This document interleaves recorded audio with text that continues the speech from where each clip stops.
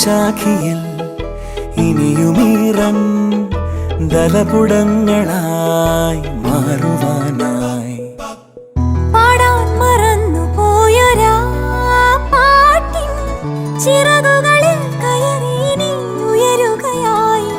മോഹിച്ചും ലാളിച്ചും നീ മണ്ണിൻ പൂമഞ്ചത്തിൽ ആവോളം പൂങ്കാറ്റെ ചാടി ഉറങ്ങും.